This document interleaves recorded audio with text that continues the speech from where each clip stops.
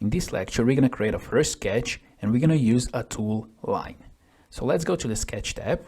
Let's click on the sketch and let's choose front plane. So now we work on the XY plane. So here we have some basic sketch tools. And the first tool that we have is line. We can just directly click on the line, or we can click on this arrow. And then here we have a few options. We have a line, we have a center line, and we have a midpoint line. So let's go first with standard line.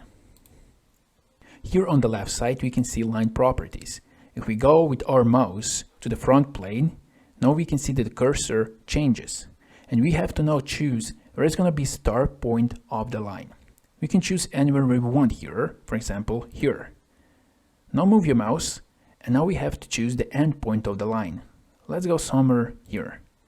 Now if you move your mouse further, you can create another line, and you have to choose the end point of your line. For example, here. And now you can go further and choose the end point of the third line. And now you can create as many lines as you want. If you don't want to create a new line, you can just press escape, or you can just right click and choose select, like this. If you want to delete a line, you can just simply click on the line and delete. If you want to delete both two lines, you can just drag your mouse, and now you have selected both two lines, and you can just press delete. Now let's choose line tool again, and let's create a line like this. Now let's select this point here, and now you can choose another position of this point. And the same thing for this point, like this. Now let's go here to this arrow, let's click here, and let's choose center line, like this. Now let's draw a center line, for example, like this. And now we have here a line, and here we have a center line. If you want to convert this line to center line, we can just click on this line, and you can check here under options for construction, like this, and OK. And now here we have a center line. If we want to convert this center line to the full line, we can just click on this, and we can here uncheck for construction, like this, and click OK. Now let's go here again to line. Let's click on this arrow, and let's choose midpoint line. Let's start somewhere here, and let's move our mouse. And now we can see that on the left, on the right side, we have the same amount of the length. So let's click here and escape.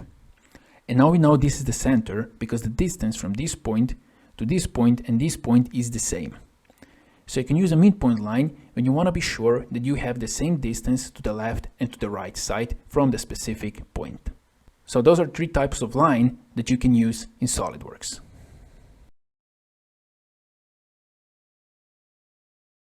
Now let's show another tool, and that is circle. But before we do so, let's delete those three lines. Just select them and press delete. So here we have a circle, and you can click on this arrow, and we have two types of circle. We have a normal standard circle. We can see the icon. We only need 2 points, the center point and the point on the radius. And here we have perimeter circle. So first let's go with this standard circle. So we can click wherever we want, and then we can drag a mouse. And now we can define what's going to be the radius. And we can see here the radius on the right side is 28.94, like this. So we can drag this to this point, like this. And we can click OK. And this is our circle. We can click on the center point, and we can hold it, and we can drag a mouse, and now we can change the position of our circle. As well, we can click here on the radius. We can hold this click, and now we can change the radius, like this. Let's go here to this arrow, and let's choose this perimeter circle. And now we have to choose 3 points, 1, 2, and 3, like this. And let's click OK. And now we have this circle. We can also move this circle, and we can change the radius, like this. If we want to make this circle for a construction, we can click on this circle, and we can here check for construction, like this, and click OK. So this is how you can create a circle. Now let's delete those two circles. Let's select them and delete. Now let's show another tool, and that is rectangle. So here we have a center rectangle. We can click on this arrow, and here we have different types of rectangle. We have corner rectangle. For this we need 2 points. We have center rectangle, 3-point corner rectangle, 3-point center rectangle, and parallelogram. So first let's go with corner rectangle. As we see on the icon, we only need 2 points on the corner. So let's choose this one. So we can click here. Now we can drag this, and we have to choose another point of this corner, like this. And let's click OK. And this is the first type of the rectangle, how you can create it. Let's click here on the arrow. Let's choose center rectangle. So first we have to choose where is going to be our center of the rectangle. For example, here. And now we can drag this. And now we can see how we develop our rectangle. And now we can click here on this point. Like this. Here we have 2 center lines. We can delete those 2 center lines by clicking on them like this and delete. As well, you can click on this center line and you can uncheck for construction. Okay. And now here you have a line. Let's go here and let's choose 3-point corner rectangle. So with this type, we have to choose 3 corners. Let's select. So we have first corner. Here we have the second, and we go here to this direction, and we have a third corner here. Like this. Let's click OK. Now let's go here again, and now let's choose 3-point center rectangle. Let's select. Let's first choose the center point here. Now let's go to this direction, and now we can drag this to the side like this and click OK. And now this is our rectangle. As well, we have a last option, parallelogram, this one. So we have to choose 3 points. The first point, second point, and now you can see the preview, and now you can choose the third point. Let's go like this. And let's click OK. Now if you click on this point and drag this, you can change the formation of this parallelogram. As well, here if you click on this rectangle, you can change the dimension of this rectangle. As well, if you go to this one, and if you click on the center point, you can change the position.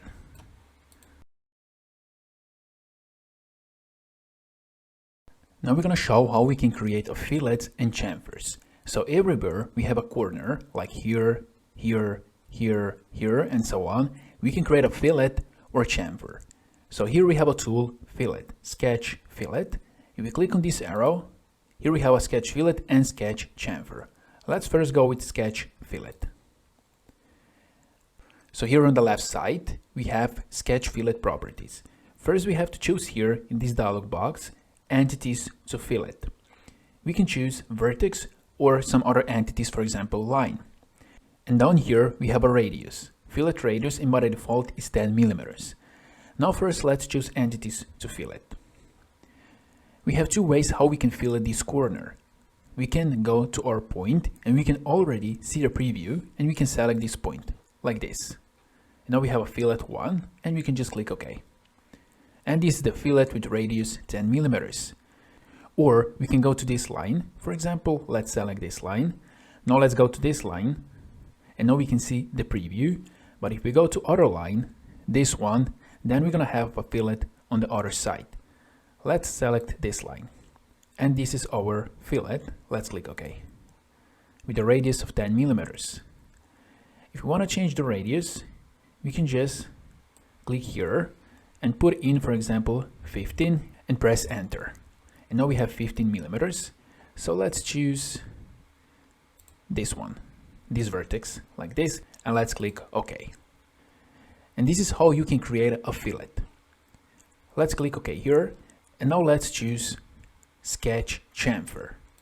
Here we have 2 options. We can go with distance, distance, or we can go with angle distance. And if we go with distance, distance, then we can choose here equal distance or not. Let's leave everything as it is and let's show how this works. So this is the same principle as with the fillet. We can choose either this point like this, and now we have here, as you see, 10 millimeters and 10 millimeters. because we have here on distance of 10 millimeters. Or we can choose this line and this line. And now we got the same result. We can also go undo like this.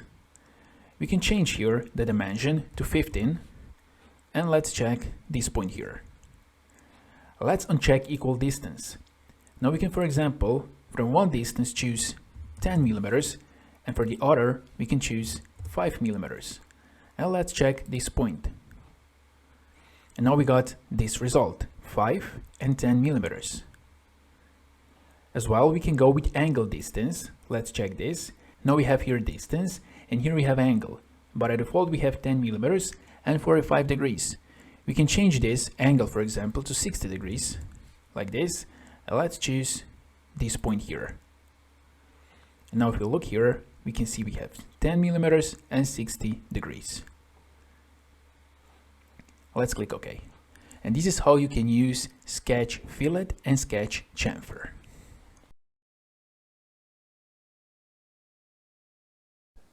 Now let's delete those rectangles. Let's select them and delete. Now we're going to show how to create ellipse. So here we have ellipse.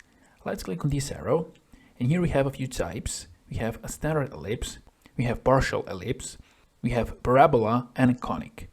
Let's go with standard ellipse. To create ellipse, just click here, drag your mouse, choose another point, the big radius, and now you can define the small radius like this. And this is our ellipse. We have 1, 2, 3, 4 points, so you can drag this and change the rotation, change the size of the ellipse. You can change the big radius and the small radius. Let's go here and let's choose partial ellipse. Let's click here, let's define big and small radius like this, and now let's click OK. And now you can drive your mouse, and now you can define the partial ellipse like this, for example. If you want to change the look, you can click on this point and you can change it like this. Let's go here and let's choose parabola. Now let's click here. You can see the preview like this. Now let's go up here and now drive your mouse along this path like this. And now you can define the parabola and click OK. You can also change here the look of the parabola by clicking here like this, or this point like this, or this point here. And the last that we have is conic. Let's click here, let's click here, and now we can drag this and we can create a conic like this. Click here and this is it. Let's click OK. We can click on this point and we can move this wherever we want. We can click on this point, we can move this, and we can change the formation of the conic. Now let's delete this sketch, select and delete, and let's show how to create slot. Let's click on this arrow, and here we have few types of slot. We have a straight slot, we have a center point straight slot, 3-point arc slot, and center point arc slot. Let's go first with straight slot, and here, as we can see on this icon, we have to choose 2 points. Let's click on this. Let's choose 1 point, let's drag this. We can see the center line, and we can see that the distance between those 2 points is changing. Now it's 286, and let's click here. And now just move your mouse like this and click OK. And this is our slot.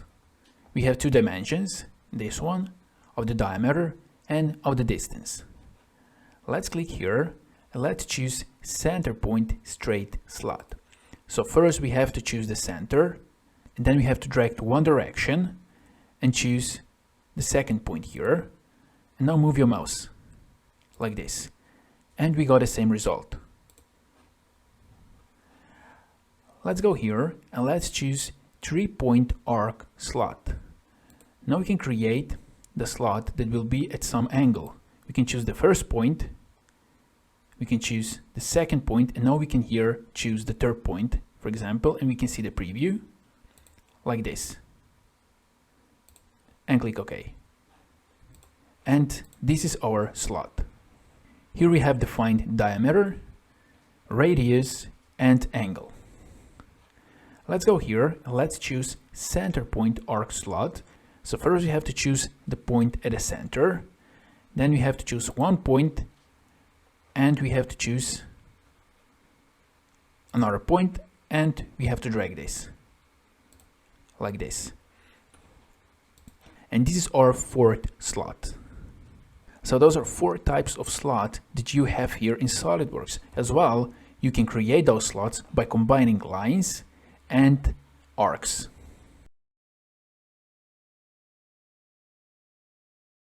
Now let's delete those slots. Let's select them and delete. Now let's show here a tool, center point arc. Let's click on this arrow, and here we have few types. We have a center point arc, we have a tangent arc, and we have a 3-point arc. Let's choose center point arc. With center point arc, we can create a portion of the circle. So first we have to define the position of the center point. And now we can define the radius. Let's click here, and now you can rotate your mouse, and now you can define the portion of the circle. Let's click here. Let's click OK, and we got this result. We can also click on this point, and we can move this point, and we can change the formation and the position like this. As well, we can drag this point. Now let's create a new line. Let's go here and let's choose a line, and let's create a line like this and escape. Now let's go here to the center point, click on this arrow and choose tangent arc. So now if you click here, somewhere here, you're gonna get a warning. Please select an endpoint of a sketch segment. Okay, so let's select this endpoint here. Now move your mouse here like this and click escape. And now we got a tangent relation between this line and this center point arc. And we want a tangent relation between previously created sketch and the center point arc. We can choose tangent arc tool. Now let's click here and let's choose 3-point arc. So we have to define 3 points. We have a first point here. We can already see the preview. The second point here like this. And now we can define the third point like this. And let's click OK. And this is how you can use center point arc tool. Now let's delete those center points arcs. Let's select them and delete. And now we're going to show how to create a polygon. Let's click here, polygon, and we have to define 2 points, the center point here and the second point here. And now we can see here the polygon. Maybe you have 6 sides, because by the default you have 6 sides, but I have 8 sides because I changed here the number of sides. So here, if you click on the polygon, you can change the number of sides. For example, we can go to 10, or we can go, for example, to 4, like this. Let's go to 6. Here we can change if we want to inscribe circle, as we see now, or we want to circumscribe circle, like this. And now if we want this, we can just click OK. And this is our polygon.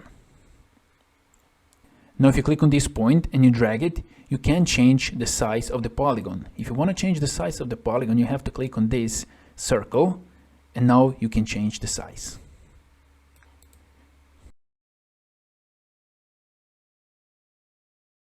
Now we're going to show how to create a point.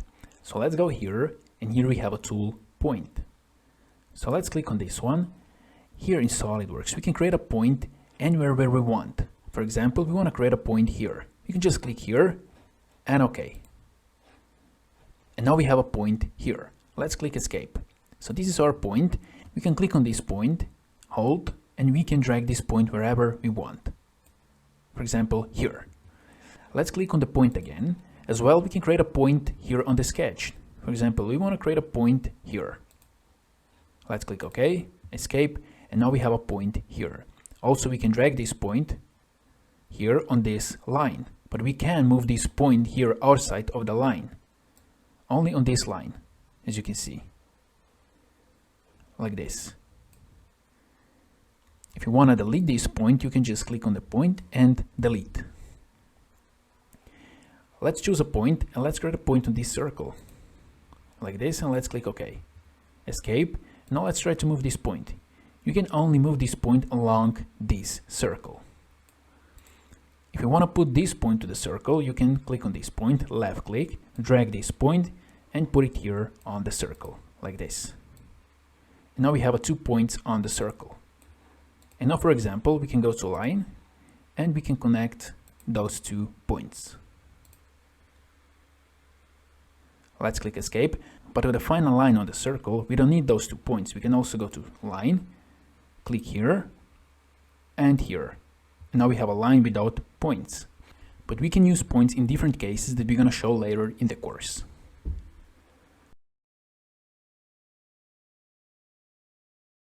Let's delete this, select and delete, and let's show how to create a text in the Solidworks. So first, let's create a new line. Let's go to line and let's create horizontal line, like this.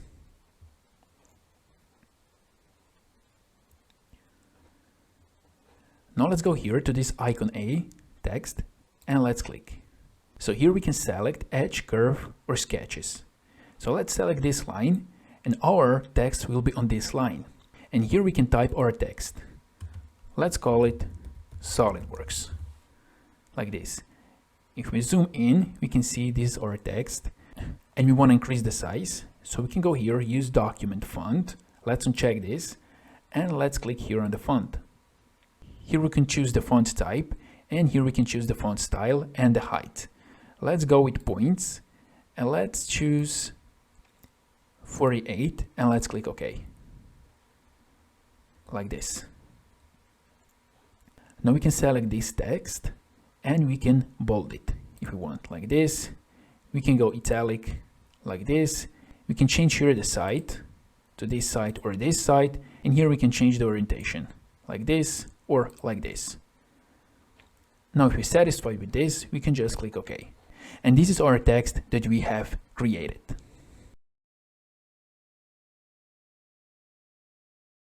Now let's delete this sketch. Let's select and delete. Now we're going to show how to create a spline.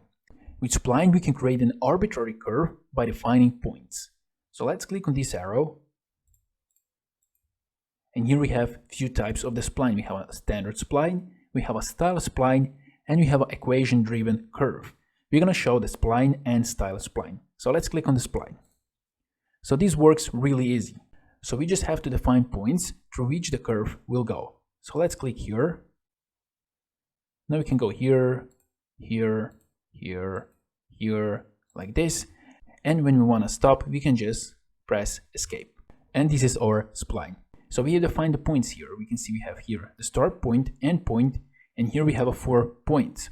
We can click on this point and we can move this point like this. We can move this point and we can change the shape of this curve. If we click on this point, here we have this arrow. If we click on this point, we can drag this point and we can define the shape like this, as you see. If we click on this here, we can here define the rotation. We can rotate this and we can see the angle like this. And we can go to the other side of this point as well. We can click on this point, we can drag this to change the shape, or we can change the angle like this. We can right click here on the spline, and here we can choose, for example, show minimum radius. And now we can see that here is our minimum radius, 10.35. Now let's go here, let's click on this arrow, and let's choose style spline. So let's click here and let's define some spline like this. And let's click escape. And now we can see that we have a spline, and here we have a contour polygon, this one. Now if we want to change the shape of this spline, we can't just click on this spline and change the shape. We have to click on this point, on this polygon. And now we can change the shape of this spline, like this. as you can see. Now, for example, if we want to create a polygon for this spline, we can just right click, and here we have display control polygon, like this, and let's click OK. And now here we can see that we have a polygon. Now we can click on this point and we can define the shape by moving this point, like this. But also we can click on this point here. Now let's show how we can add a new point to the spline. Let's right click on the spline and let's go here, insert spline point. Now we can choose the position of this point, for example here, and OK. And now we can define the shape of this spline by moving this point. And for example, if we want to delete this point, we can click on this point, right click, and delete. Now here we have a style spline, and if we want to convert this spline to standard spline, we can right click, and here we have an option, convert to spline. Now we have a warning, the converted spline will be approximation of the original curve. Let's click OK. So do we want to continue with conversion? OK, yes. And now we got a standard spline with the points on this spline. And now we can define the shape of this spline by moving those points to the desired position. Like this, for example. And now if we want to convert the standard spline to the style spline, we can right click and we can go here, convert to style spline. Let's click yes. And now we have a style spline. As well, we can right click on the spline and we can show inflection points. Like this, and now we can see here we have an inflection point here and here. And this is how you can create a spline. So you can create a standard spline and style spline. So to fully define Sketch, we have to learn how to create relations and dimensions in sketches. So let's go to the Sketch tab. Let's click on the sketch and let's create a sketch on the front plane.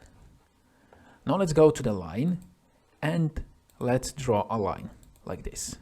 And let's click escape. Now let's click on the line, left click. Let's go here to the line properties. Here we have add relations. And here we have few options. We have horizontal, vertical, and fix. Now if we click on the horizontal, our line become horizontal. And now let's click OK. Now if we click on our line, we can see here the symbol horizontal. And now if we try to make this line vertical, it's not possible. We can only move this line and we can change the length. Now let's click on this line. We can right click on this symbol and we can delete this symbol. And now our line is not horizontal anymore. And now we can drag this point here to this position. Now let's click on the line again. And here under existing relation, let's choose vertical. Let's click OK. And now our line is vertical. Let's click here and here we have a symbol. If we want to delete this, we can delete here as we showed before, or we can go here, right click and delete like this. Now let's click on the fix and click OK. So what is this? Let's click on the line and here we have a symbol. That means that this line is fixed to this position. If you try to move this line, you can't. It's not possible. You can only change the length of this line, but you can move this line left, right, or up and down. Now let's click on this line, right click here, or right click here and delete. Let's click OK. And now our line is free. Now let's go here and let's insert another line. Let's start here. Now let's drag our mouse to the right side. And we can see here on the mouse cursor, we have the symbol of the horizontal line. And now we know if we click here that our line is horizontal. If we click on this line, we have a symbol here, horizontal. So we automatically create horizontal line. If you don't want horizontal line, we can just delete this. The same thing is, let's choose a line. If we start here and if we go along y-axis, we can create a vertical line. Now you can see as you move mouse from left to right, you can see here we have a yellow symbol of the vertical line. So let's click here. Let's click on the line and now we have a vertical line. So those are some relations that are related to the line. Now let's see some relations between lines. So let's click on this line, hold Ctrl and click on this line. So here we have some relations: horizontal, vertical, collinear, perpendicular, parallel, equal, fixed. For example, let's go with perpendicular. And now we can see that those two lines are perpendicular to each other. We can right click here, delete. We can choose parallel. And now we see that those two lines are parallel. Let's right click and now let's choose equal. Let's click OK. And now those two lines have equal length. Let's click on this line, hold Ctrl and this line here. Let's delete here and let's choose collinear, like this. And now we see that those two lines are collinear. Let's click OK. Now let's click here and let's delete this relation. Now let's move this line here, like this. Now let's show some relations between line and point. So we can create here coincident relation. So let's click here and OK. And now we can see that this line and this point are coincident. If you try to move this point, you can see that this point can only go along this line. Let's click on this line. And we can see this is the symbol of coincident. We can right click and we can delete this. Now let's click on this line, hold Ctrl and let's click on this point. Here we have another relation, that is midpoint. Let's click on the midpoint and OK. And now this point is right in the middle of this line. If you try to move this point, it's not possible to move closer to this point or this point. It's always on the middle of this line. Now let's define some relation between 2 points. For example, here we have an origin. Let's click here, hold Ctrl and let's click on this point here. So here we have few options. We can make those 2 points horizontal, vertical and coincident. Let's go with horizontal. And now we see that those 2 points are horizontal. Now let's delete the horizontal. Let's go to vertical. And let's click OK. And now we can see that this point and this point are vertical. Let's click on this point, hold Ctrl and this point again. Now let's make it coincident and OK. And now we see that this point is coincident with the origin and it can't be moved. We can only change the length of this line. Now let's add a circle. So let's go here and let's click here on the circle. And let's draw a circle here like this and click OK. Now let's click on the circle. And here we have only one relation that is fixed. So we can fix this circle here, but this is not what we want. Now let's click on the circle, hold Ctrl and this line. So here we have few relations and the one that's interesting is tangent. So if we click here on the tangent, now we have here the tangent relation between the circle and this line. Let's click OK. Let's click on this circle and here is the symbol of the tangent relation. So if we move this circle up and down, it's always tangent to this line here. And now for example, let's click on this point, hold Ctrl and this point here. And let's make those points horizontal, like this, and OK. And now if we move this circle, this line is moving also with this circle, but always tangent to this circle. Now let's click on this line here, and let's create a new line here, like this. Let's click on this point, hold Ctrl and this point here. Here we have another relation, that is merge. So we can merge those 2 points together. Let's click here, and OK. And now we have here 2 points that are merged together. Now let's go here to display delete relations. Let's click on this arrow and here we have an option, display delete relations. So let's click on this one and here we can see the all relations in our sketches. So we can choose here all in this sketch or dangling, external, locked and so on. But let's choose all in this sketch. So we can delete one by one by clicking on this relation, for example tangent, and we can delete this. Or we can go delete all. Let's click OK. Now if we move this circle, we don't have any more tangent relation. If we go here again, display delete relations, we can here add relation as well. So we can choose entities, this line and this circle. instead of holding Ctrl and selecting both entities. So we can again add a tangent relation like this and click OK. So this is how you can add relations between entities in your sketches. In the next lecture, we're going to show how we can add dimensions to our sketch to get a fully defined sketch.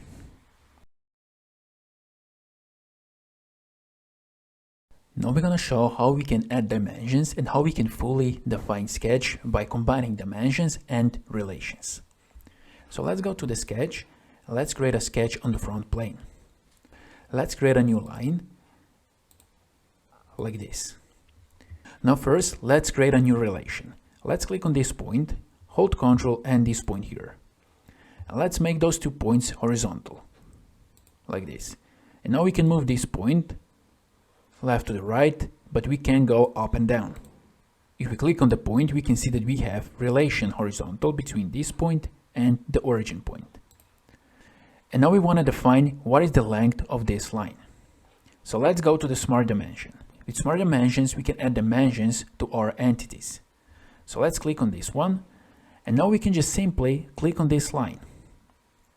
If we drag in our mouse normal to this line, then we have this dimension. And we can just click here OK if we want this dimension, or we can just type here, for example, 100, and just click OK here, or just hit Enter, like this, and OK. And now here we have this dimension 100 millimeters. If we want to change this dimension, we can just double click here. And for example, we can put it here 80 and just hit Enter. Like this, and OK. And now we have here 80 millimeters. If we want to delete this dimension, we can just click here and delete. Now let's go to Smart Dimension again. Let's choose this line. Now let's go with mouse to the left.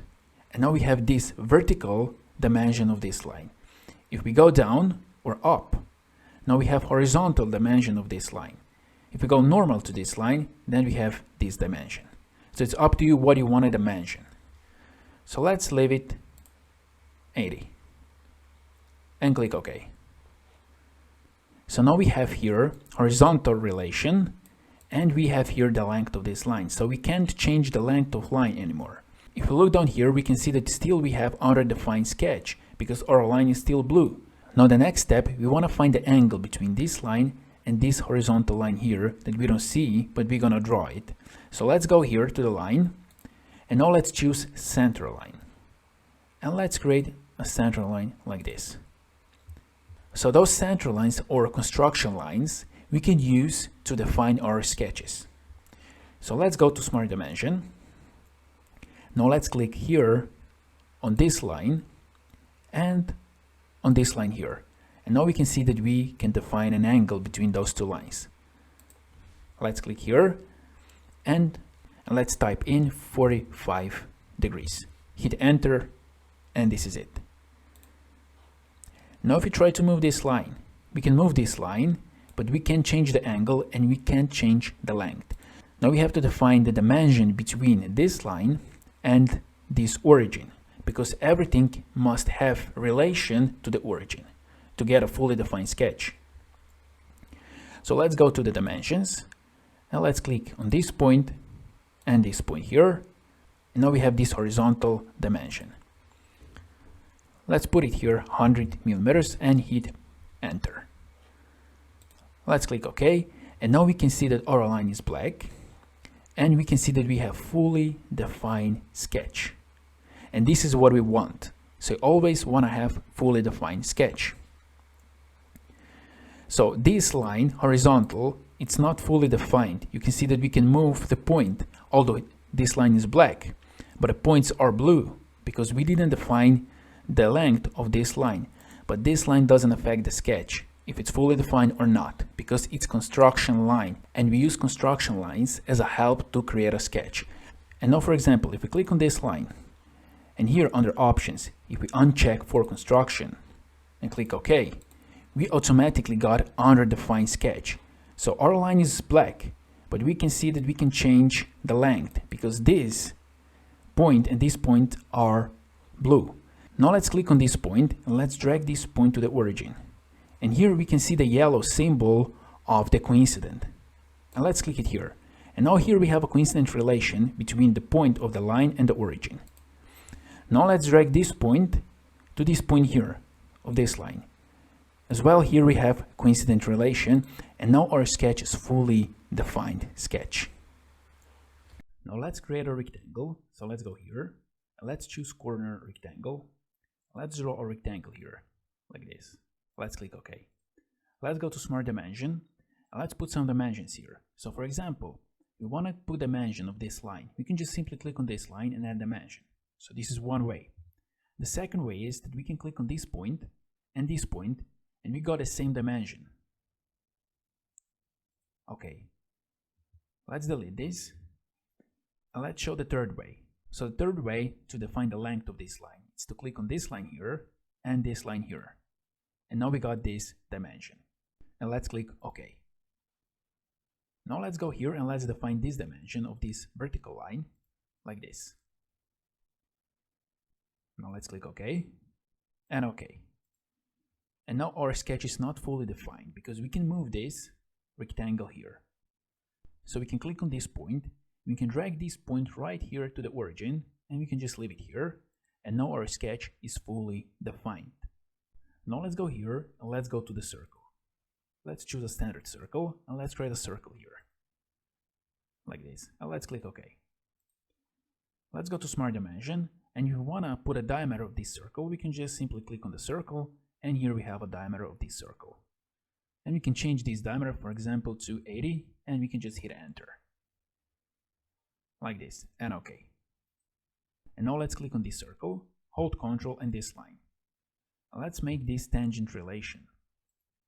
Like this. And now, for example, we can click on this line, this point here, origin, and let's make this horizontal. And OK. And now our sketch is fully defined. So combining dimensions and relations, you can fully define your sketch. Now let's go to the polygon here. Let's create a polygon like this. Okay, let's see how we can define the dimensions of the polygon. So let's go to Smart Dimension. We can click on this line and this line here. Let's make this dimension to 60, for example. And let's click OK. Now let's make this line, hold Ctrl, and this line, let's make them collinear, like this. Okay. And now let's make this point, hold Ctrl, and this point, let's make it vertical, and OK. And now our polygon is fully defined. And we can see this here, and we can see that our sketch is black. Now let's create a slot. Let's go to slot. Let's go with straight slot, and let's create a slot here, like this. And now we can see the slot automatically has its dimensions. If we don't like these dimensions, we can just double click here. We can change this, for example, to 80. And we can double click here. We can change this, for example, to 25. Let's click OK. And now we can just click on this point. We can drag this point to this point, this one, and now our sketch is fully defined. Now let's go to the fillet. And let's click on the fillet. And here we have a radius of 10 millimeters. Let's click on this point. Let's click OK. And here we can see that we have a dimension of 10 millimeters. Let's click OK. If you want to change this dimension, we can just double click here, this radius, and we can change this, for example, to 5 millimeters. Hit enter, and this is it. And now we have a radius of 5 millimeters. Now let's go here to the center point arc. And let's choose the center point arc. And let's start here with this point. Let's create a center point arc like this. Now let's go to Smart Dimension and let's define radius. Let's go with 60 millimeters like this. And now we can see that our radius is black, but our points are not black. We can still move them. So we have to define an angle. To define an angle, we have to create center line. So let's go here to the line and let's choose center line. So let's create a first center line from this point to the center point, like this, and from this point to the center point, like this. And now we can go to Smart Dimension, we can click on this line, and we can define an angle. Let's make this angle 90 degrees. like this, and let's click OK. Still, our sketch is not fully defined because we can rotate this center point arc around this point. So now we have to define the relation or some dimension between this sketch and those fully defined sketch or origin. So for example, we can click on this line, hold Ctrl this line, and let's make those lines perpendicular, like this, and click OK. And now our sketch is fully defined. Now let's select and let's delete this sketch. Now let's go here and let's choose a line. Let's create another line here, like this. And now, for example, if we wanna automatically fully define our sketch, we can go here and choose fully define sketch, like this. We can choose here entities to fully define all entities in sketch or select entities. Let's go with all entities in the sketch. And we can just click calculate. And now we can see our dimensions, and let's click OK. And now our sketch is fully defined. We can change those dimensions. For example, we don't like this dimension, we can go 200. And let's click OK. So this is how you can automatically fully define your sketch. Now let's delete this dimension here. And now you're working with this sketch. And now you're not sure what dimensions you have to add to get a fully defined sketch. You can also go here, display delete relations, and you can go fully define sketch. And you can apply all entities in sketch, calculate. And now you can see that you automatically got this dimension that is missing. And let's click OK. So always when you create a sketch, you must have fully defined sketch. And you can fully define your sketch by adding dimensions and relations between sketch entities.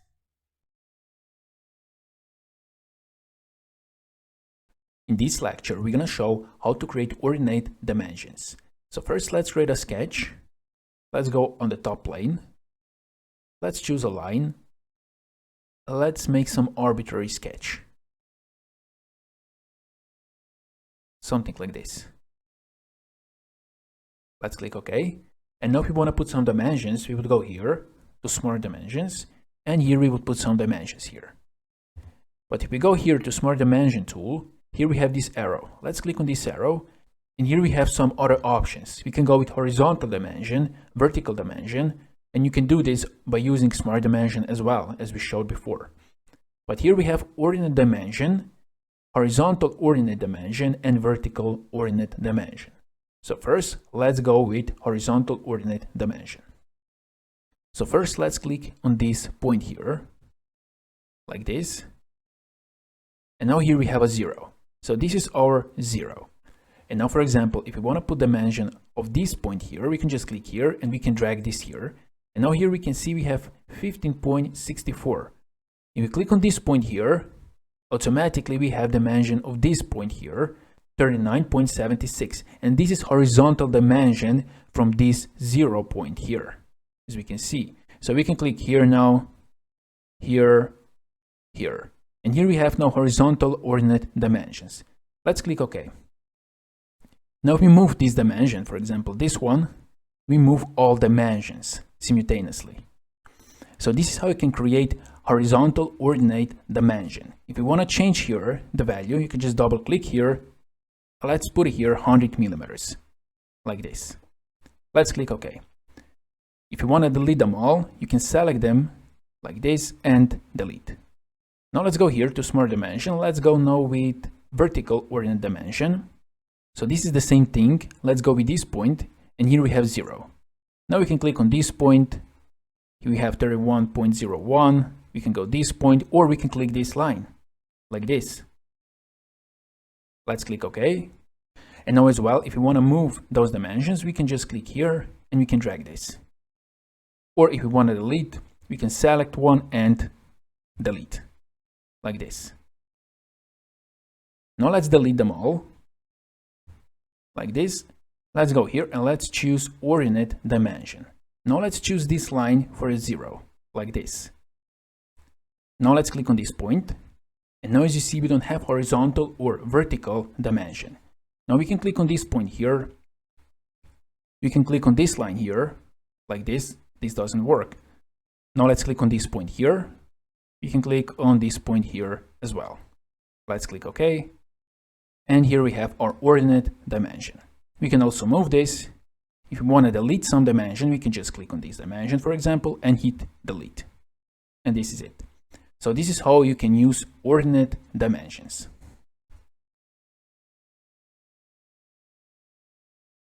In this lecture, we're going to show how we can edit our sketch. So let's first create a sketch. Let's choose front plane. And now let's draw a circle here, like this. Let's go to Smart Dimension. And let's make a radius, actually diameter of 100 millimeters, like this. Let's click OK and let's exit sketch. And now we can see that our sketch is here on the Feature Manager Design tree, Sketch 1. And now, for example, we want to change the diameter of our circle. So we can just click here, left click, and here we have an Edit Sketch. Let's edit sketch, and now let's double click on the diameter. Let's make a diameter 150 millimeters, like this. Now we can click OK and exit sketch. And now we have edited our sketch. You can also right click on the sketch, and also here you have Edit Sketch. And now you can change the dimension, for example, to 100, like this. Or maybe you want to delete this sketch, like this, and create some other sketch, for example, line, like this. And let's exit sketch. And now our sketch is only a line. And now if you look at here at this icon, after the icon, here we have a minus. And this is because our sketch is not fully defined. So let's go to our sketch again, edit sketch. Let's make this line horizontal. And let's put some dimension, like this. Let's click OK. OK, and now we can see that our sketch is fully defined. Now let's exit sketch. And now we don't have that minus. So if you see that minus on your design tree here, that means that your sketch is not fully defined. So you better run in the sketch and define your sketch. If you want to delete your sketch, you can right click here on the sketch and delete. Then you have a question, delete the following item, sketch 1, yes. And now your sketch has been deleted. In this lecture, we're going to show how we can convert 2D sketch to the 3D model. So first, let's create a sketch on the front plane. Let's start with a line. Let's start at the origin. So let's go with a horizontal line like this. Now let's go with vertical line. Now let's go with line at some angle. Let's go something like 45, but we're going to define that later, like this. And now let's go with a horizontal line to the origin. As you can see, now we have a dashed line vertical from the origin. And now let's click here, left click, like this. Now let's go to the center point arc, like this. Let's go here and let's start this point and let's go down to the origin, like this. Now let's zoom in here. Now let's click on this point and let's drag this point to the origin, like this. And now here we have coincident relation. Now we want to make that this point, and this point will be on the same line. So vertical line. So let's click here on this point, hold Ctrl, this point and this point, and let's define relation, vertical relation, like this. Let's click OK. Now let's go to Smart Dimension and let's define our sketch. Let's go here with this line, 100 millimeters. Let's make this line here 50 millimeters, like this. Now let's define an angle here. Let's go with 125 degrees, like this. Let's define the radius here. Let's go with 40 millimeters, like this, and let's click OK. And now our sketch is fully defined, we can see here. Now let's go with another circle here. Let's create a circle here, like this, and let's define the diameter of this circle. Let's go with 30 millimeters, like this. Let's click OK. Now let's go here to the sketch fillet, and let's create a fillet here, like this. Let's go with 10 millimeters, and let's click OK. And now, for example, this sketch we want to convert to 3D model. So let's rotate this sketch. So we want to extrude this sketch along z-axis 10 millimeters. To do that, we have to go here to the features. And here we have to choose the extruded boss base tool. So let's click here. And now we can see the preview here of our model. The thickness, we can see here, the depth, it's 10 millimeters. If we're satisfied with that, we can just click OK. And now we have created a 3D model from the sketch. Now here on the Feature Manager design tree, we can see that we have Boss Extrude 1 tool that we have used, right? And if we click on this arrow here we can find our sketch. Now if we want to edit our sketch, we can click here and edit sketch. And now we see that we are at some angle, but we want to look normal to our sketch. So we can go here, and here we have normal to, like this. So it's more visible. And now for example, let's delete this line here. Let's delete it and let's click yes. And now this line is deleted. Now let's make this point and this point here vertical, like this, and now our sketch is fully defined. Now let's exit sketch. And now we see that we have an error. It says the sketch has a problem that prevents its features from rebuilding successfully. Now we can click show the problem, or we can exit the sketch and rebuild anyway. Let's go exit the sketch. And we got an error. And it says the sketch contains an open contour. So what it means, when you extrude your sketch must be closed. So it must have closed contour. So let's close this. Let's go to sketch again. Let's edit sketch. Now let's go here. Let's choose extend entities. And let's extend this line to this point, like this. And now we have closed contour and our sketch is fully defined. Now we can exit sketch and our error disappeared. So when you use extrude boss base, your sketch must be closed. You must have closed contour, otherwise you will have an error. And now for example, if you want to delete this 3D model, you can right click here and delete. Yes. But as you see, your sketch is still here. It's not deleted. If you want to delete this sketch, you can right click and then delete your sketch.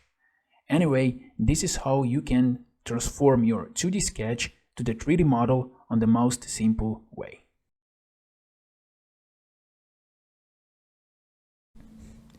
In this lecture, we're going to show more in-depth extruded boss base tool. So here we have this sketch. Now let's go to the features. Let's turn on extruded boss base. Now here we have a message that we have to select a sketch or a plane or face on which we have to create a sketch. So let's select this sketch here. And now we have here a properties. So by default, we have the depth 10 millimeters, as we see here. And we have a blind here, option blind.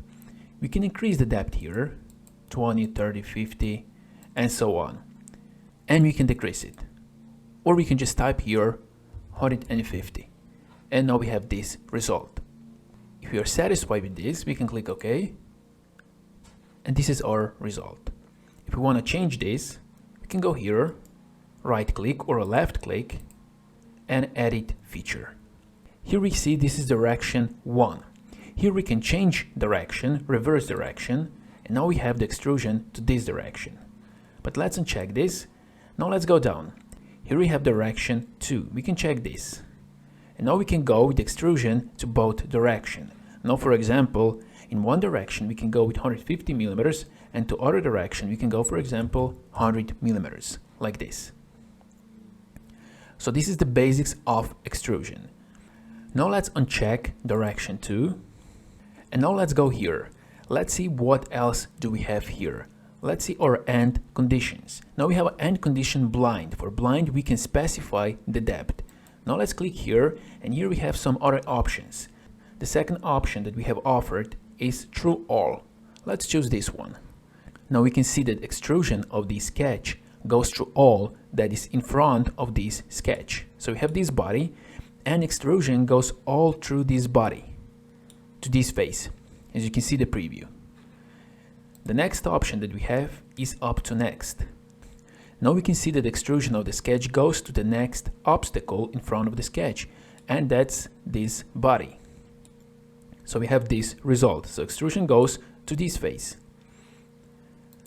Now let's go up to vertex, and here we have to specify up to which vertex we want extrusion. So for example, we can choose this vertex here, and now we have extrusion to this vertex. We can choose this vertex here, and now we have extrusion up to this vertex. You can also choose this one, but this is the same result. The next option that we have is up to surface. So now we have to choose here up to which surface do we want extrusion. So let's choose this surface here. So we got the same result as with up to next. But we can also choose this surface here. And now we got this result. Let's go offset from surface. So now we have here offset from this surface 150 millimeters. Let's decrease this to 10 millimeters like this. And now we can see that extrusion is off from this surface 10 millimeters. We can choose different surface here. We can choose this surface, and now we got this result. Let's click OK. So we got extrusion that's 10 millimeters off from this surface, and the end of the extrusion has the shape of this surface, as we can see here. Let's go back. Let's edit feature.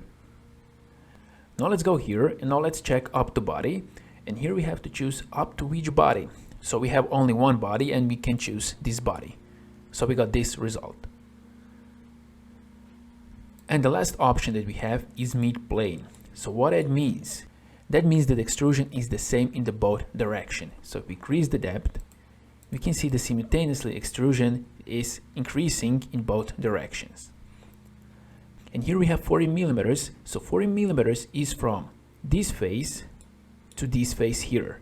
And now it's 40 millimeters from the middle to the end of each side. Let's click OK. And now we can go to sketch. We can choose smart dimension, and we can measure this edge, and we can see this is 40 millimeters. Let's go to boss extrude again, edit feature, like this. And now let's go to the blind, and let's go here from.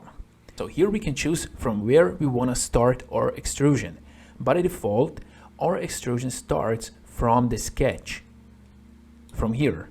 But we can change this. We can go here, and we can choose that our extrusion will start from the specific surface, face, or plane. So let's choose here, and now let's choose some specific face. Let's choose this face here. And now our extrusion starts from here. Although our sketch is here. Let's click OK. And now we got this result, although we don't have the sketch on this face. Let's go edit feature. Let's choose here vertex. For example, let's choose this vertex here.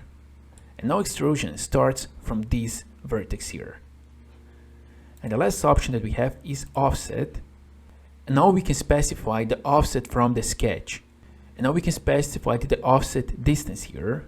So let's go with 10 millimeters.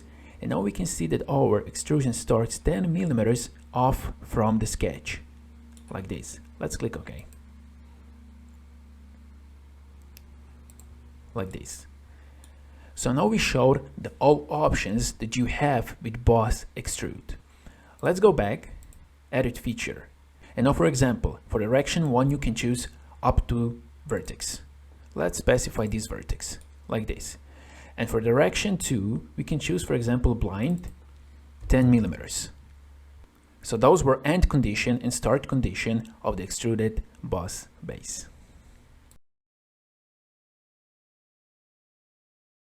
And now we're going to look at a tool, extruded cut. With extruded boss base, we were adding material. And with extruded cut, we will cut material with a sketch.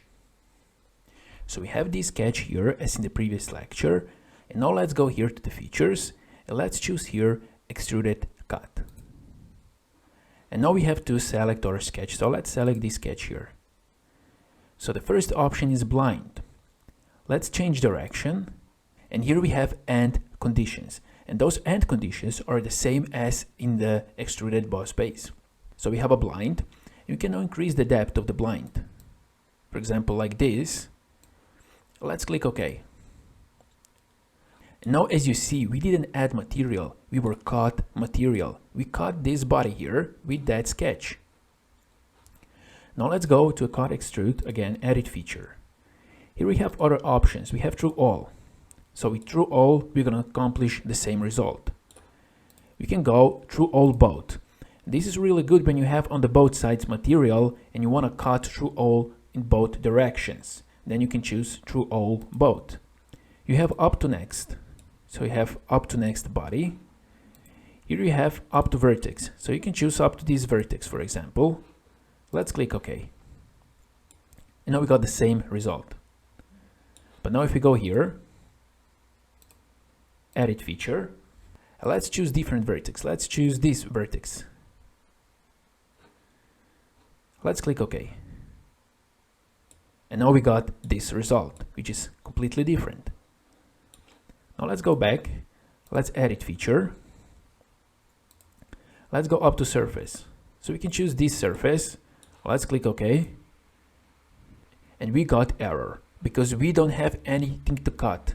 And this is why we got an error. But if we change the face here, let's say this face.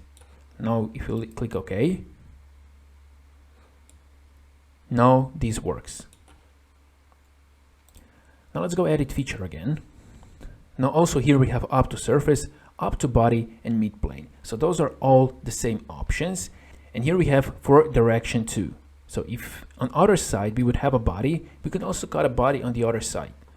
And here we can choose where should our extrusion start from. So we can choose a sketch plane, surface, vertex, offset. So the same options are here as in the extruded boss base. So we won't go through all separately because it's absolutely the same. And the only difference is that with a cut, you cut body, and with a boss, you add body.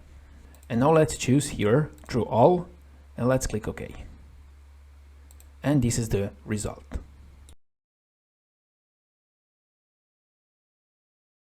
Till now we were creating sketches only on the standard planes, front, top and right. But as well, we can create sketches on the faces of the part. For example, we can create a sketch on this face, this face, this face, any face on this part, we can create a sketch. To create a sketch, for example, on this face, we can just click on this face, we can go to sketch and turn on the sketch tool, like this. And now if we want to go to the position normal to this sketch, we can just go here and go normal to, or we can just click here on the sketch to and normal to. And now we can create a sketch on this face. So we can go, for example, with a circle. Let's create a circle like this, dimension. Let's put diameter 40 millimeters.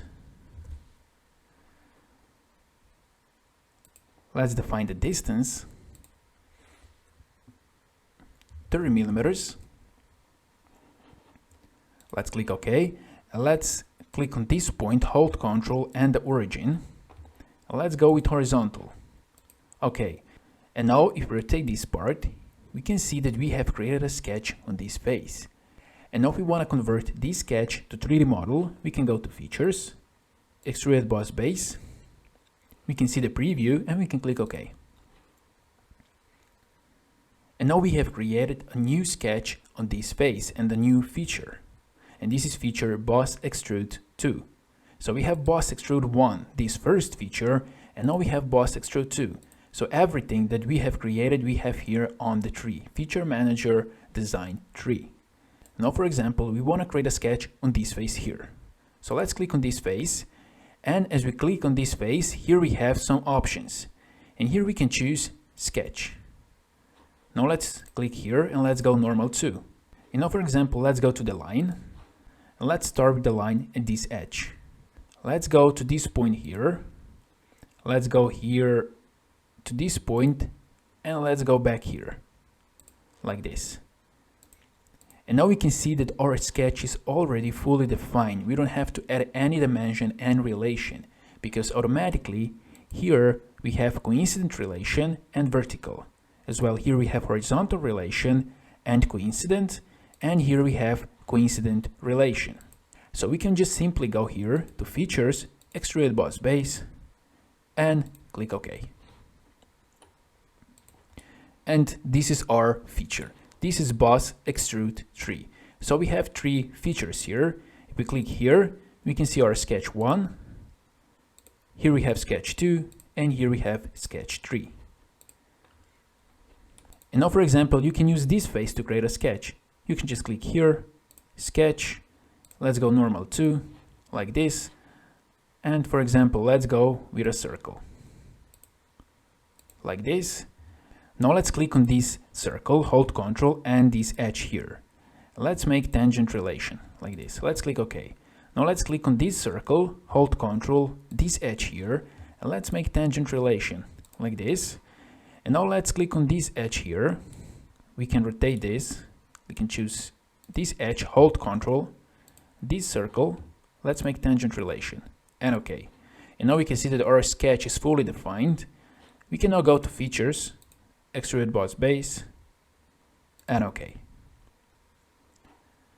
So this is how you can build your model by creating sketches on the faces of the part.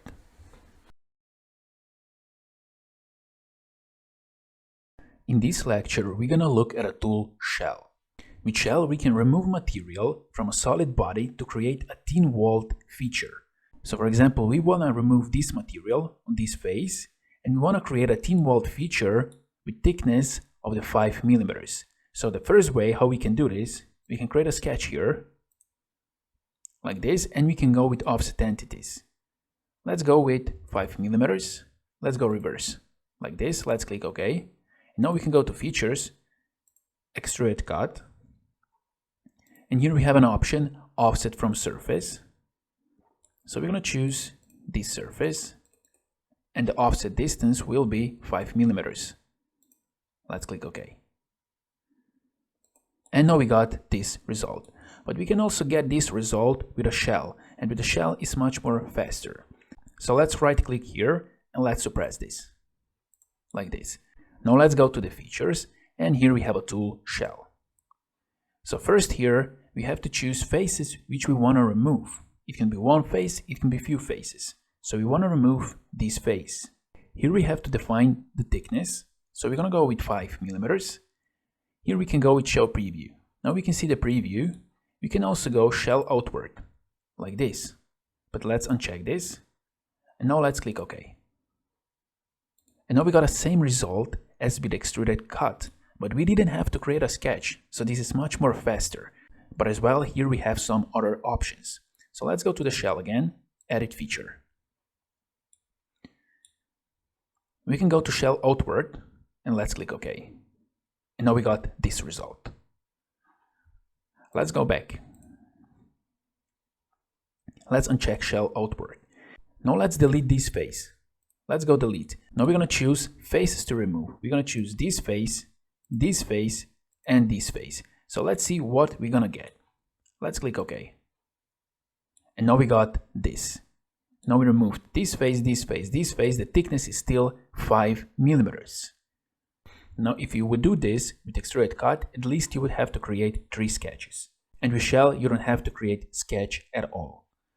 Now let's go back. Let's go Edit Feature. Let's delete here, clear selections, and let's select this face, this one. And now, for example, we want a different thickness on different faces. Let's say on this face, we want a thickness 10 mm, and on this face, we want a thickness 8 mm, and on the rest of the faces, we want a thickness 5 mm. So we're gonna remove this face. We have selected this face, and now we can go here down, multi-thickness setting. Let's click here, and now we're gonna choose this face, and for this face we're going to define the thickness 10 mm, like this. Now we're going to select this face, and for this face we're going to define the thickness 8 mm, like this. So now if we click on the face 5, we can see that we have 10 mm, we can see here, and if we click on the face 6, we see that we have 8 mm, and on the rest of the faces we're going to have a thickness 5 mm. So let's click OK. And now we can see here we have 10 mm, 8 mm, and here we have 5 mm. And this is how you can remove material from solids to create a thin walled features. And now we're going to look at the tools fillet and chamfer. Fillet and chamfer are the same tools as we have in the sketch, but now we're going to create fillet and chamfer in the 3D space. So let's go to the Features tab, and here we have fillet, and if we click here on the chamfer, then here we have a fillet and chamfer.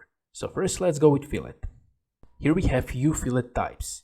We have constant fillet size, we have variable fillet size, face fillet, and we have full round fillet. Mostly we use here constant size fillet. Here we have to choose edges, faces, or features that we wanna fillet. Here we have radius, and here we can choose if we wanna have symmetric or asymmetric radius. And now, for example, we wanna create a fillet on this edge here. We can just simply click on this edge. We can see the preview, and here we can change the radius. For example, we wanna go with 5 millimeters, and we can click OK. And now we got this result. We can go and we can create another fillet. Let's go to fillet.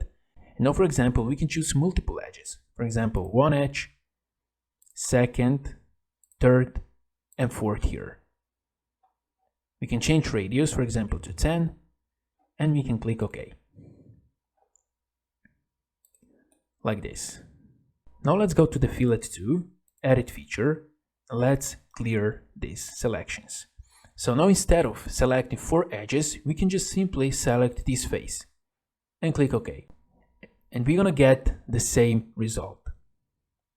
We can also create a fillet around circular edges. So we can go to fillet and we can just choose this edge here like this and click OK. So this is the result. As well, if we have some hole, we can go with fillet and we can create a fillet inside of this hole. We can choose an edge, we can click OK. Or we can go with a fillet, and here we can choose, for example, this face. Like this, and click OK. We can choose this face, and click OK. And now we got an error because the radius of the fillet is too large. So let's exit. Let's change radius to 5, like this. And now we can see what is all selected. So by selecting this face, we selected those 2 edges as well. That was automatically, because here we have tangent propagation. We can uncheck this, and now we don't have this edge here. If we uncheck tangent propagation, like this. Now let's click OK. And now we got this result. So now as you see here, and here we have a fillet. We could also get this fillet when we were creating a sketch. So if we go to Boss Extrude 1, we go to Edit Sketch, we can create a fillet here. Let's go here with fillet, and let's create a fillet here and here. Let's click OK. And now let's exit sketch. And now you can see that here we have a fillet. So sometimes you can create a fillet on the sketch, sometimes you can create later when you have a solid body. As well, the same thing is with the chamfer. We can click here and we can go with chamfer. And now here we have to choose edges, faces, or vertex. For example, we can choose this edge here, like this. And here we have few types. We can go with angle distance and distance distance. So here we have distance 10 millimeters and angle 45 millimeters. We can go with distance distance, and then we have to define distance 1 and distance 2. Let's click OK. And now we got this result. Now let's go to the chamfer 1, edit feature. And now instead of distance, distance, let's go with angle distance, like this. And let's go here with 30 degrees, like this. And let's click OK. And now we got this result. And now, for example, here we can apply fillet. So we can go to fillet. We can click here, and here we can see the preview, and click OK. And this is our result. As well, we can apply fillet here on this edge. So let's go to fillet, choose this edge. We can increase the radius. It's too much. Let's go to 25 and click OK. And now we got this result here by only using fillet and chamfer. So using fillet and chamfer is really easy. Sometimes it's convenient to use in the sketch, and sometimes it's more convenient to use when you have a solid body. In this lecture, we're going to show how to use a tool rip. Rip adds a thin wall support to a solid body. To create a rip, you need only one line. And we're going to create this line on this plane 1. So let's choose this plane and let's create a sketch. Let's go normal 2. And now let's go to the line. And now we're going to create a line something like this. Let's click escape and let's exit. And now we're going to go to features, and here we have a rip. Let's choose rip. And we can already see the preview. And now let's just click OK. Like this. And now as you can see, with only one line that is not connected neither to this feature, to this face, neither to this face, we have created a rip that is in contact with this face and this face, although sketch is not in the contact. Now let's go back, let's go edit feature, and let's see what we got here.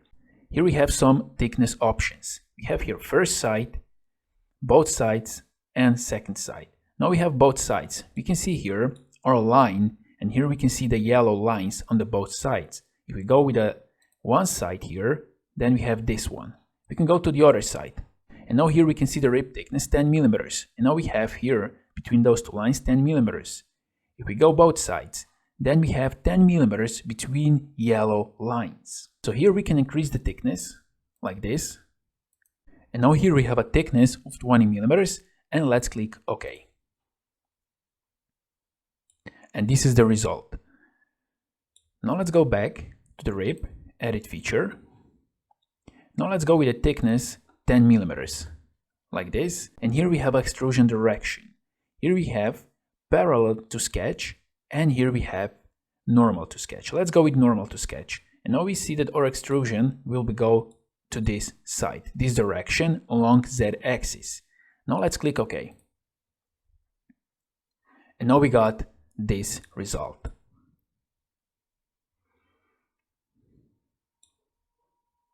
Now let's go back to rip feature, edit feature. Now let's change here parallel to sketch like this. We also have here flip material side. We can go to different side, but if we click OK, nothing happens because we don't have a material on different side. So we have to uncheck material side. As well, here we have a draft. We can also turn on and off draft in the rip tool. So let's go with the on. Let's define an angle. Let's go with 10 degrees, like this.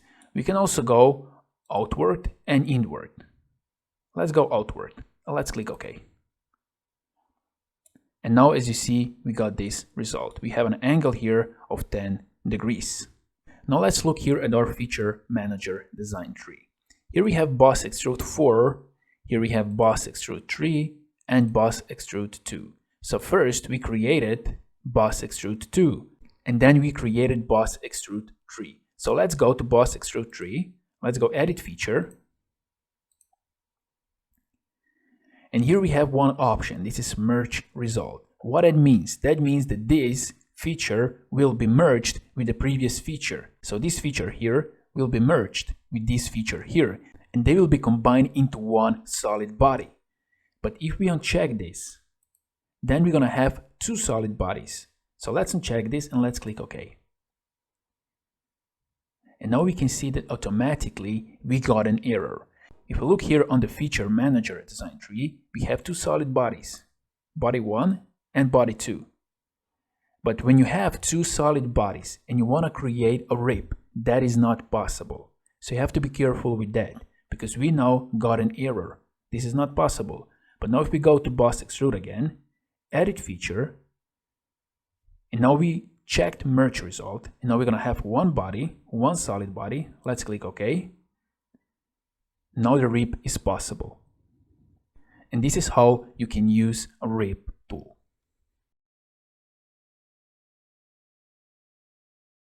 In this lecture, we're gonna look at a tool mirror. With this tool, we can mirror faces, features, and bodies about a plane or face. So here we have two bodies, body 1 and body 2, as we can see here in the feature manager design tree. body 1 and body 2. And we can mirror those bodies about a plane or face. So let's go to the Features tab, and let's choose here a tool, Mirror. Here in the first step, we have to choose a mirror face or plane. Now we're going to choose this plane, plane 1, and then we're going to choose here bodies. So we can choose this body, and here we can see the preview, and we can click OK. And now we were mirroring this body about this plane. Let's go back, let's go Edit Feature. As well, we can choose this body here, and click OK. And now we got this result, like this. Now let's go back. Let's Edit Feature. Now here we have option Merge Solids. If we check this and click OK, this is not possible because those two bodies are not in contact. So we have to uncheck this. Now let's delete this. Right click, Clear Selections. Let's delete this plane. Delete. Now for example, let's choose this face, like this. And for the bodies to mirror, let's choose this one and this one, like this. And let's click OK. And now we got this result. Now if we go back, Edit Feature, and now if we check Merge Solids, let's click OK. And now we still got an error because those two bodies are not in contact. This body is in contact, but this is not. This body is in contact, but not this one. So let's delete this body, this one. Let's check Merge Solid, and let's click OK. And now this is possible because those bodies that you mirror, if you want to merge them, they have to be in contact. Now let's delete this mirror, right click and delete, like this. Here we have two bodies, body 1 and body 2. Now let's go to the Boss Extrude 1, right click and Edit Feature, and here we see we don't have a checked merge results. If we check merge result, then those two bodies will become one body. They will be merged together. Let's click OK.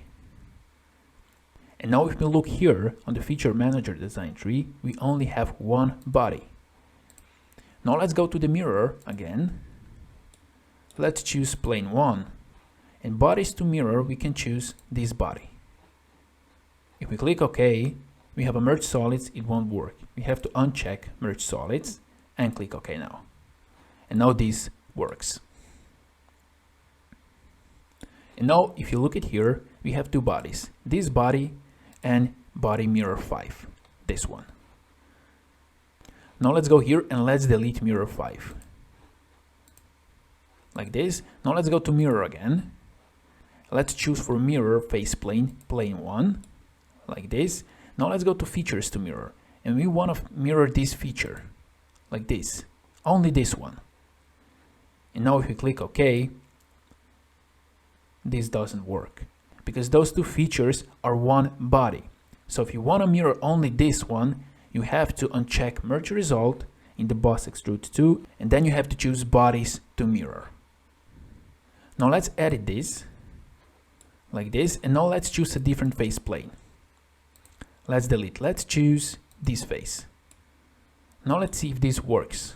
Let's click OK. Now we can see that this works. And this works because they are in contact. So this is how you can mirror faces, features, and bodies about a plane or faces. In this lecture, we're going to show how we can modify our sketches and our features. So here, on the Feature Manager design tree, we have all features and all sketches that we have created and that we used to create this model. And now, for example, if we want to modify some feature, some sketch, we can go here, for example, to Cut Extrude Tree. We can open this sketch and we can go Edit Sketch. And now, for example, we want to change the diameter of this circle. We can just double click here and we can change this, for example, to 7 millimeters, like this, and click OK. And we can exit sketch.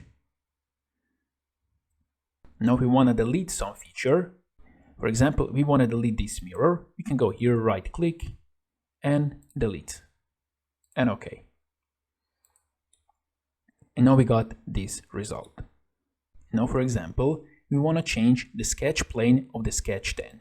If we click here, left click, Here we can see, here we have an edit sketch, and here we have edit sketch plane. So let's choose this. Now we see that the sketch plane was this face. So instead of this face, we can go here and we can choose, for example, top plane, like this, and let's click OK. And now we got some error. And it says the intended cut does not intersect the model. Let's exit this. Now let's go to cut extrude and let's fix this error. Edit feature. Now let's go here. Let's go through all, like this. And let's click OK. And now we got this result. We can also go here to cut extrude, edit feature. And now let's choose through all both. Now we're going to have a holes on both sides, like this. And this is the result. So this is how you can modify features, sketches, and sketch planes. Let's close this. And now if we want to see how this model was created step by step, we can go to this line here. And now we can see how the cursor changes to the hand. Now we can click here and we can drag this to the left. And now we can go step by step to see how this model was created. So we can drag this down like this. And now we can watch step by step the creation of this model, like this.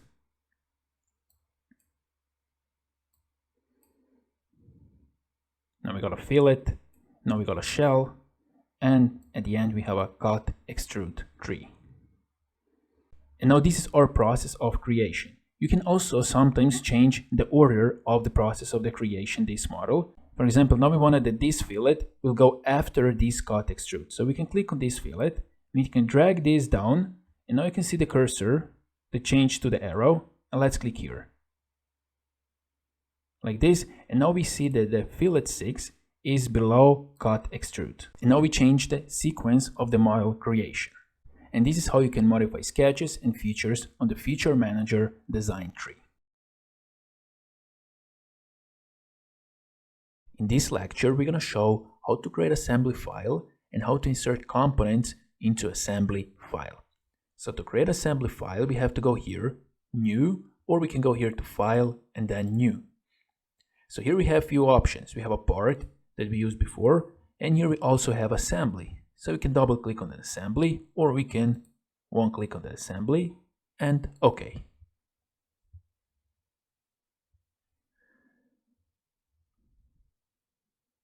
And now we have a new assembly file with this name, assem1. So here we have begin assembly, and now we can insert components into our assembly file to create assembly.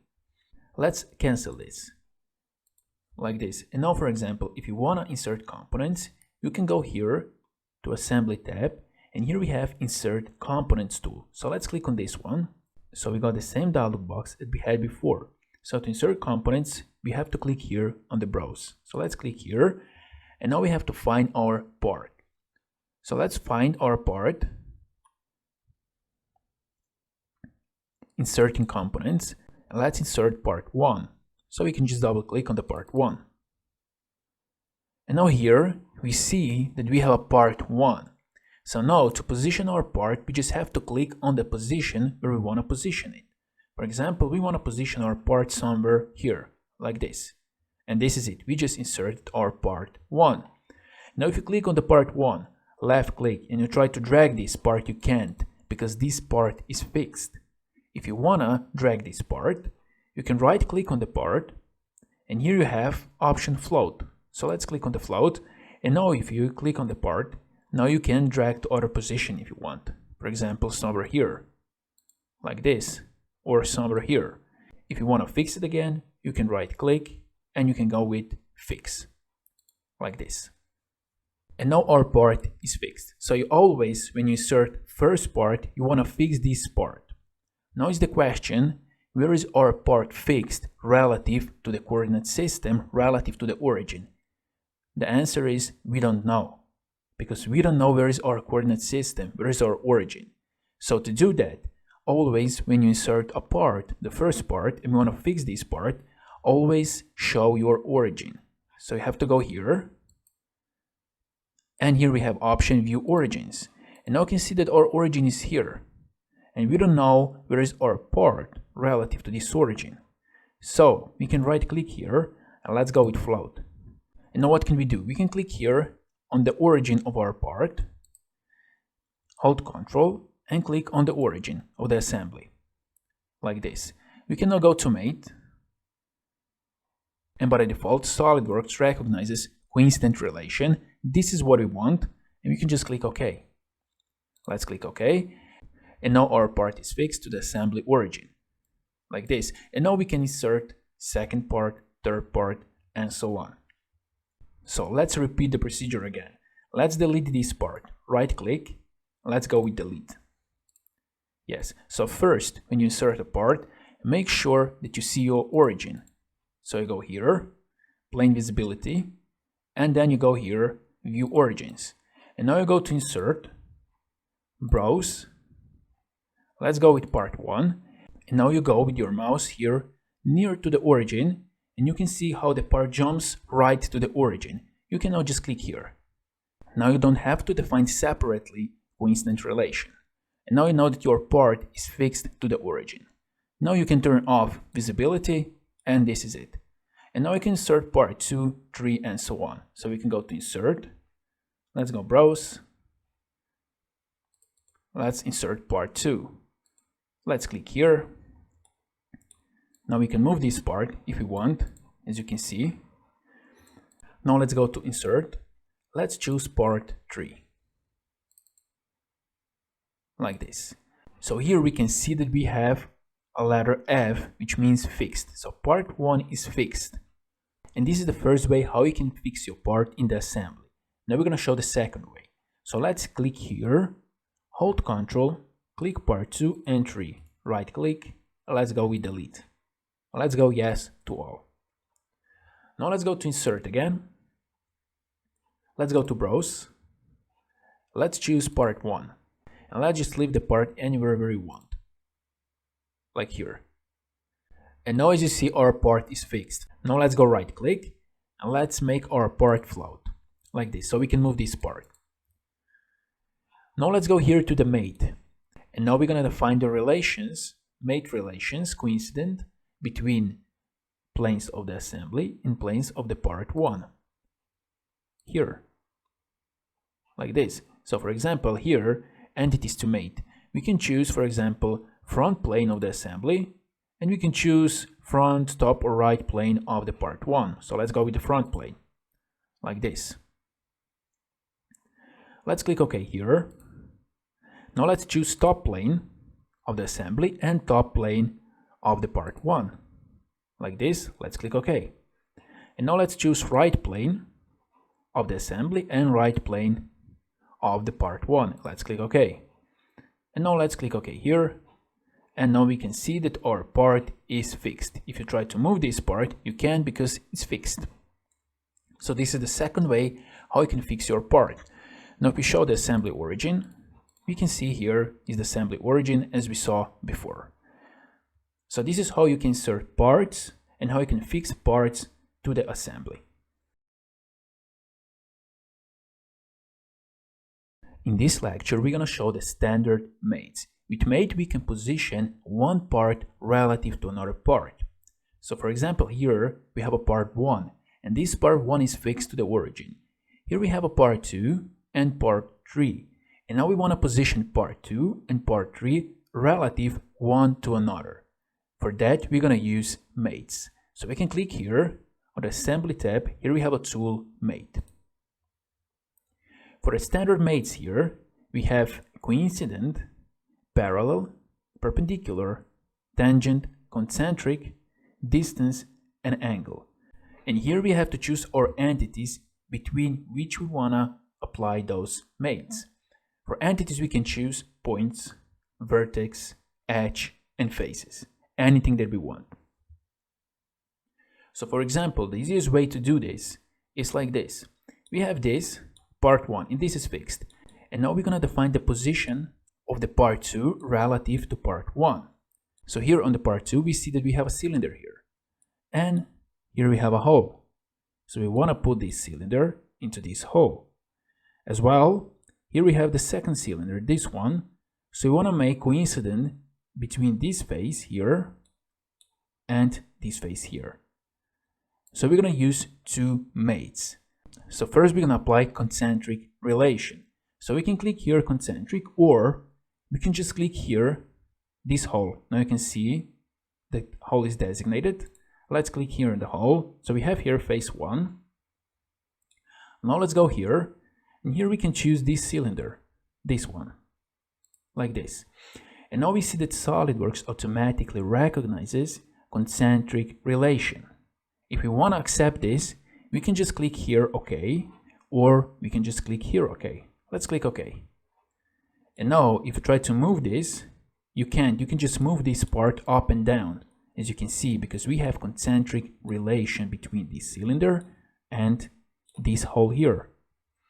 Now we're going to apply coincident relation between this face here. So let's choose this face, and we're going to choose this face here, like this. Now the SolidWorks automatically recognizes coincident relation. If we want to accept this, we can click OK. If we don't want to accept this, for example, if we want to define the distance between those two faces, we can click here on the distance, and now here we have this distance. We can here put a number, for example. Let's go with 200 millimeters. And now here we have the distance between those two faces, 200 millimeters. We don't have coincident relation. So let's click OK now. We're going to accept this. So now you try to move this part. It's not possible. We can only rotate this part, as you see, like this. Now let's go here on the Feature Manager Design tree. And here we have a mate that we used so far. Let's click here. So here we have concentric relation, and we have a distance.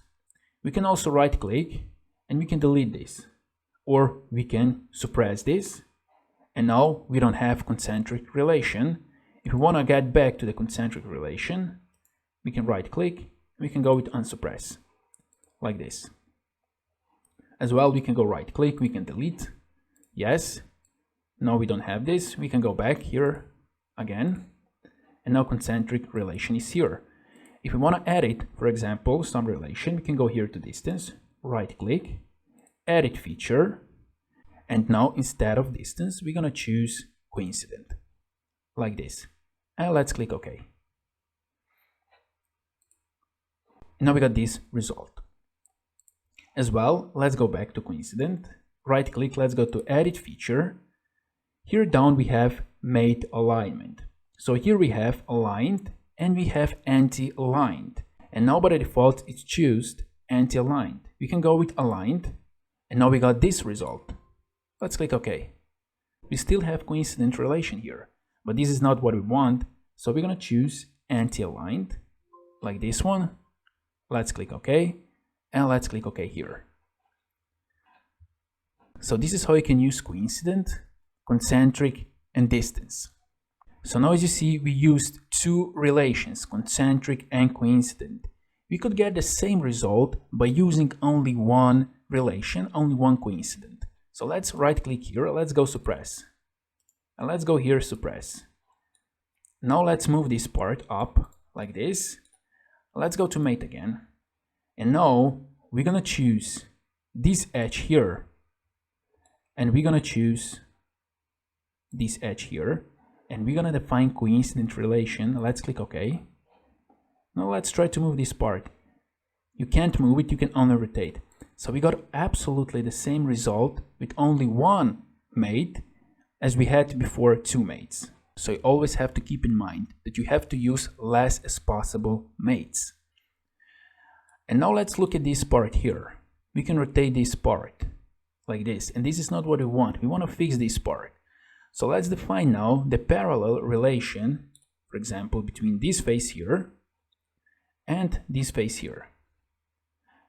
So let's go to mate, and we can choose here parallel, or we can just simply click here and here, like this.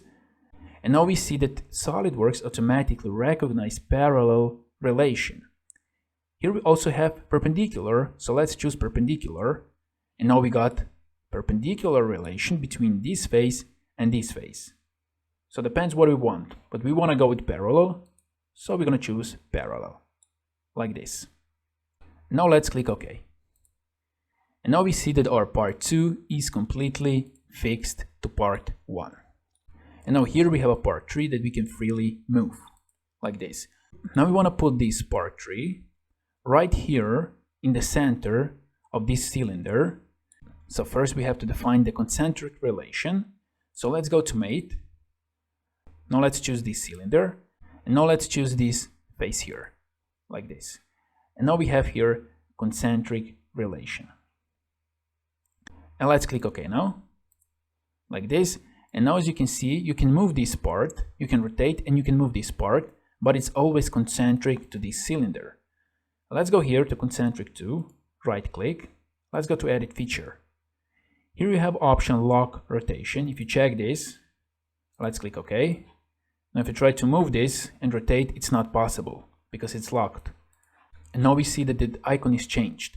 Let's right click, let's go edit feature, and let's uncheck lock rotation, like this. Let's click OK. So what do we want to do next? Now we want to position this part 3 right in the center of this cylinder. So there is a few ways how we can do this. We can define the distance between this face and this face here, but we will have to calculate what is that distance.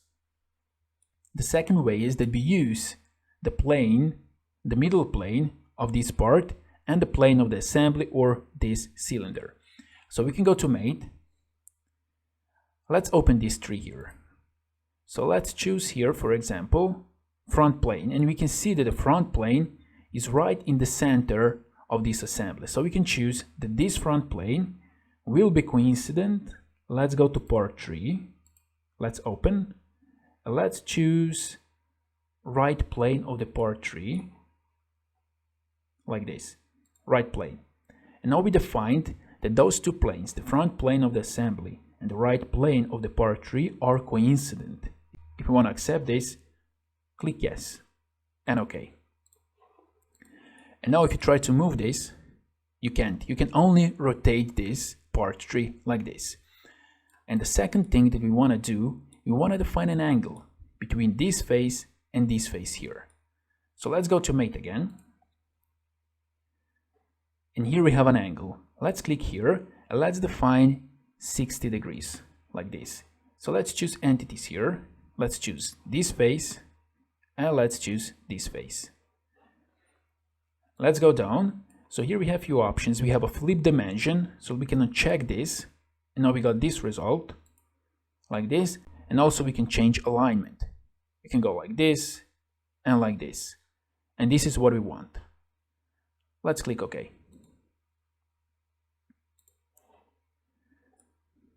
And now if you try to move part 3, you can't move. Part 3 is fixed. And now we define the relations between parts of the assembly. So those are the all standard mates that you can use.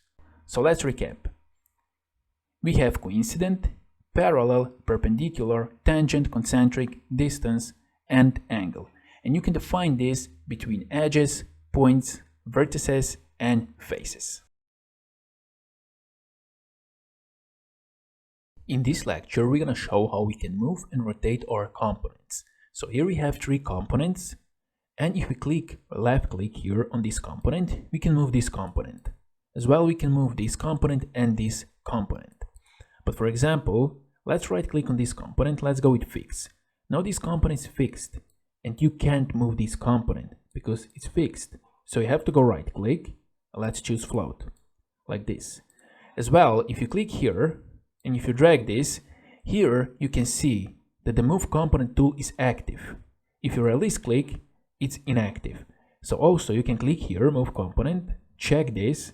Now here we have some move component properties. And here we have move, and we have here free drag, like this. Now we see that the cursor is changed, and we can click on this component, we can move this component, as well this component, and this component here. Here we have some options. We can go along assembly X, Y, Z. Now let's choose this one. And now as you see, we can go only along Z axis. If you try to get along X or Y axis, is not possible. If you want to go along X axis, you can click here on the X axis just try to click here, and now it's possible to go along x-axis as well. If you want to go along y-axis, you can just click here on the y-axis, and now I can go along y-axis.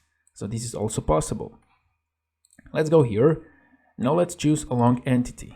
So here we have the optional along entity. So here we can select our entity. For example, let's select this edge like this, and now only we can drag along this edge, as you can see. As well, here we have an option by delta x, y, z. Let's choose for delta x 20, and now we see that we have 20 millimeters along x-axis. Let's go to z-axis 50. Let's go with apply or just hit enter like this. And now you can define the position by putting the values here in the x, y, and z direction. Now let's go here and let's go to x, y, z position. So those positions are relative to the coordinate system, assembly coordinate system. So here, for example, we can choose 100. Here we can choose 60. And here we can choose, for example, 500, like this. So this is the location of the point relative to coordinate system. Why when you choose by delta x, y, z, we go for a specific value along this direction. Now let's click OK here. Let's go here to move component, and let's click on this arrow. Here we have option rotate component. So if we want to rotate our part, we can also drag this and we can rotate this like this. As well, we can rotate this one and this one. Let's click OK now. Now let's go here, right click. Let's go with fixed. And now this part is fixed. Now if we choose here move component, we can't move this component. If we choose rotate component, we even can't rotate. So if your part is fixed, you can't move it. You have to go right click and you have to choose float. And now it's possible to move your part. So this is how you can move and rotate your part in the assembly file. In this lecture, we're going to show how to create exploded view of the assembly. So here we have these Ys, and now we want to create exploded view of this assembly. To do that, we can go to Assembly tab, and here we have option Exploded View. So let's choose this one. And here we have two options, Explode Step Type. We can go here with a regular step, translate and rotate, or here we can go with radial step. So first we're going to go with regular step here. Here we're going to see our explode steps, and here we have to choose Explode Step Components. So the first component will be this one. And now here we have this triad. We can go to X direction, Y and Z. As well, we can rotate these components. So if we click and we drag a mouse, we can rotate this. Let's click again here. If we click on the Y direction or Z or X, then we can move along this axis like this. And now here we can see explode steps. We have explode step 1 and 2. If we open this, we can see that explode step 1 is part 4 and explode step 2 is also part 4. Now let's choose this component here. Let's go with this component along Y direction, like this. And now here we have explode step 3. We can also open this. We can see here, this is the part 3. And our last step will be this component. So let's click on this one and let's go along X-axis like this. And now here we have explode step 4. If we open this, this is the part 2. Now we can click OK. And now here we have exploded view. And now you might thinking, well, I can do this without using exploded view. Yes, but if you want to go back to initial state of your assembly, you can just click here on the exploded view and you're back. Now if you click OK, now you can see that your assembly has the same relations as before. And there's a second way how we can create exploded view. So let's go to exploded view again. Now we're going to choose radial step. So here we have exploded steps, and here we're going to choose explode step component. So the first component will be this one. So let's click here. Now let's try to move, and now as you see, you can now choose the angle in which direction you want to move this component. So let's go here around 70 degrees, and now here we have this arrow, and now let's drag this component like this. And now here we have explode step 1 of the part 4. Now let's click on this one here and this one here. And now if we click on this arrow, we drag this arrow like this. Now both components go to different directions, like this. And now here we have explode step 2 of the part 2 and part 1. If you want to go back, you can go here undo, like this. But let's move them as we had before, like this. And now we can just click OK. And now this is our exploded view. If we want to go back again, we can just simply click here, exploded view, and we are back. And every mates are defined as they were before.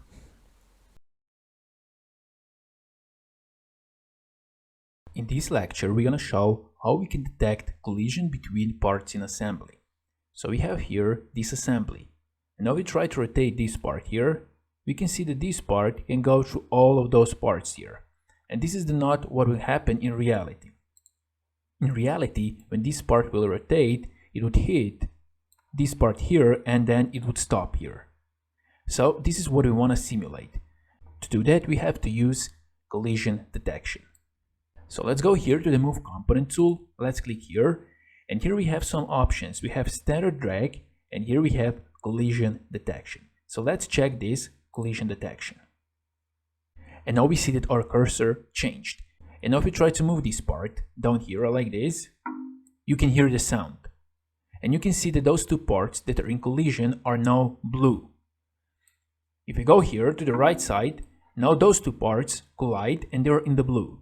So each time two parts collide, you can hear the sound and you can see that those two parts became blue. But this is also not what we expected. We wanted our parts, when they collide, stop at collision.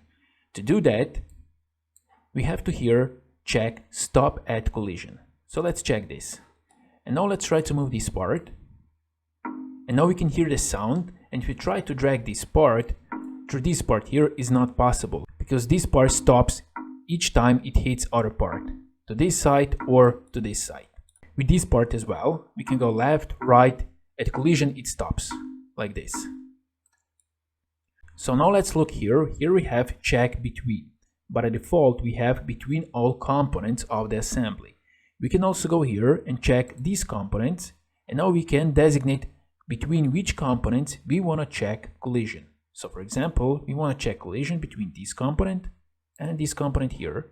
And now just click resume drag. And now if we drag this part here, for example, to the left side, we have a collision. If we go down, we have a collision because this is the same part. But now if you drag this part here to the right, we can see that between those two parts, there's no collision. Because here we didn't define check collision between those two parts. Now if we go here, click here and select this part. Let's go with resume drag. Now if we move this part to the right, you can see there is collision. As well, we can go here to the part 2, right click and delete. Now let's go with resume drag. Now if we move this part, we see there is no collision between those two parts. If we go to the right, there is collision.